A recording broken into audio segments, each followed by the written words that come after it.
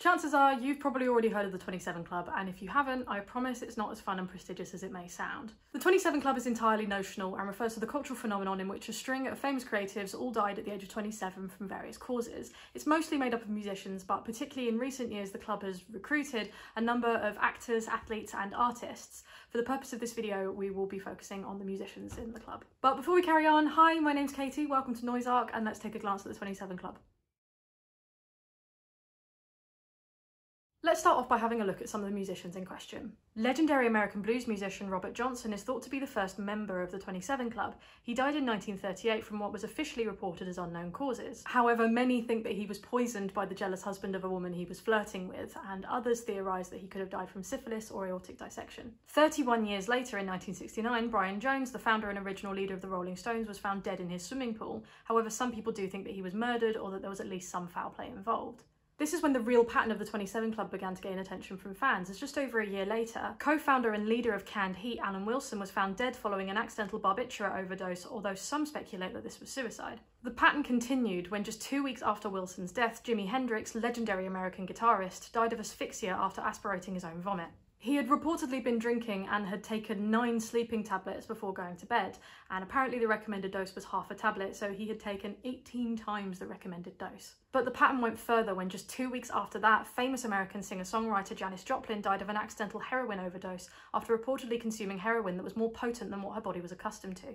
9 months later, in July 1971, Jim Morrison, lead vocalist of The Doors, was found dead in his bath after what the autopsy found to be heart failure. However, some eyewitnesses claim that he died of an accidental heroin overdose. From the deaths of Brian Jones to Jim Morrison, that's 5 famous musicians who all died at the age of 27 in a span of exactly 2 years to the day. Now we jump forward just over 20 years to 1994, when co-founder and frontman of Nirvana, Kurt Cobain, died by suicide. But you've probably heard the murder theories. Despite the sheer amount of devastating losses the music industry suffered from 1969 to 1971, it wasn't until the death of Kurt Cobain that the 27 Club became widely recognised by the public. This is likely due to the increased significance of media such as TV and magazines and the wild moral panic that was going on in the 80s and 90s, but also due to a comment made by Cobain's mother.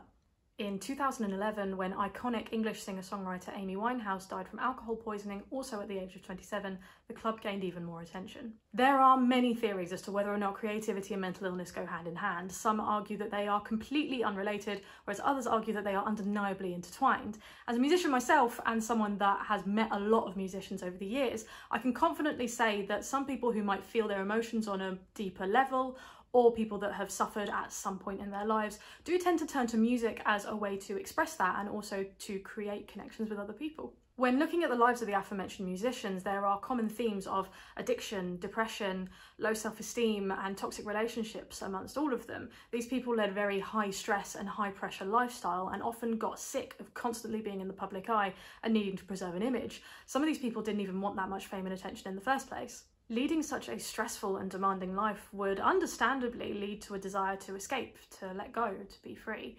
And oftentimes, these people led very high-risk lifestyles. Drug and alcohol abuse is a very common cause of death in the music industry, not just in the 27 Club. And as you can imagine, a lot of these people had very, very easy access to any drug or drink you could think of, and addiction spares nobody. Naturally, artists with addictions had a tendency to be reckless and often had pretty poor judgment, sometimes leading to fatal accidents. But all of this leads to the question, is there a link between death and the age of 27? No. I'm Katie, this has been Noise Arc, I'll see you next time.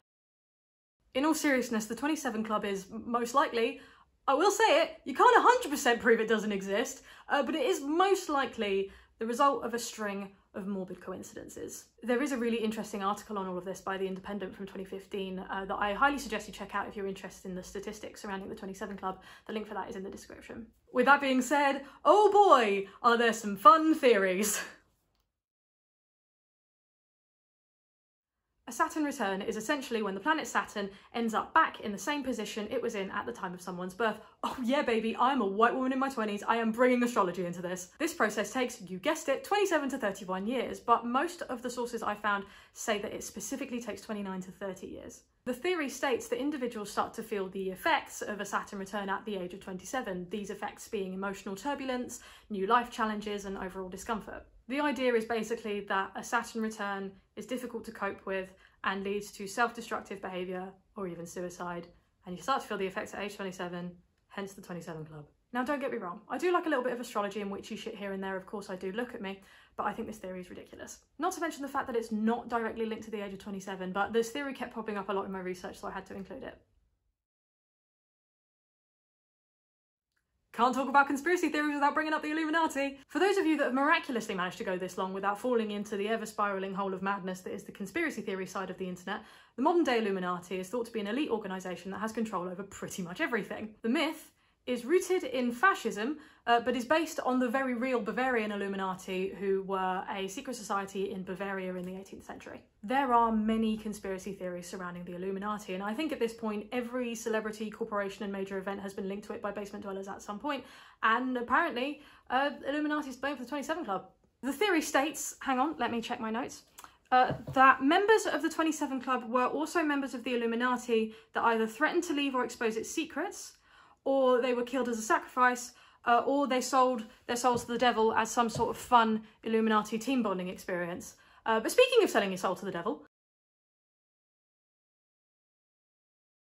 any of you who were already familiar with the 27 Club have probably been shouting this one at your screens for the last few minutes. The crossroads theory is incredibly well known in popular culture and is not just associated with the 27 Club, but musicians in general, particularly Robert Johnson. The legend says that at 19 years old, Robert Johnson took his guitar to the crossroads of highways 49 and 61 in Clarksdale, Mississippi, and made a deal with the devil. He was granted insane musical talent and skill in exchange for his soul when he turned 27. This story has been the subject of many songs, poems, films and TV shows throughout the years, but it's not just Robert Johnson who is thought to have sold his soul for a guitar. There are some who think that every member of the 27 Club made the same deal and ultimately paid the price. Although I don't believe this theory, I do like it. I think it's a really interesting part of music history and culture, and if it interests you, I highly recommend you look into it and particularly listen to some of the blues songs that were written about it. Although I don't think that some of the world's favourite musicians sold their souls, or that the age of 27 is cursed in any way at all, I do think that the 27 Club is an interesting phenomenon and an important part of music history and culture.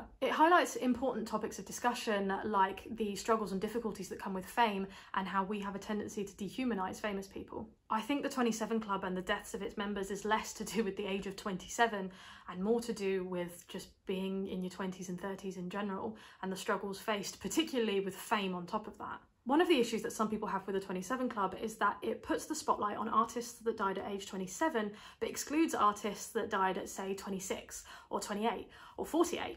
It's always important to remember the artists that tragically met their ends at such a young age, and it's so important to keep talking about things like depression and addiction. All of my sources will be at the end of this video, along with some resources regarding some of the topics that have been covered in this video. But thank you so much for watching my first ever video essay on this channel. Here at Noiseark, I will be covering a variety of topics surrounding music history and culture, particularly looking into rock and heavy metal. I will also be uploading every 2 weeks, so make sure you are subscribed and you click the notification bell so that you don't miss my next upload. And if you think that I missed anything important, or if you have any additional information that you think I might find interesting, pop it in a comment down below, I'd love to read it.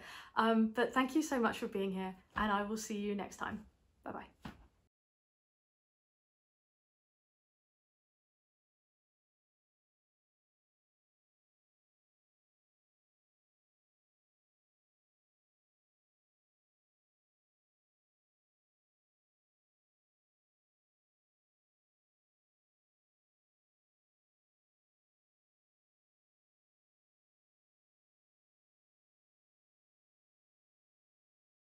And refers to the cultural phenomenon. Hello? Hi. You're going to sleep all day and then you're going to come and sit on my lap and demand cuddles as soon as I'm busy.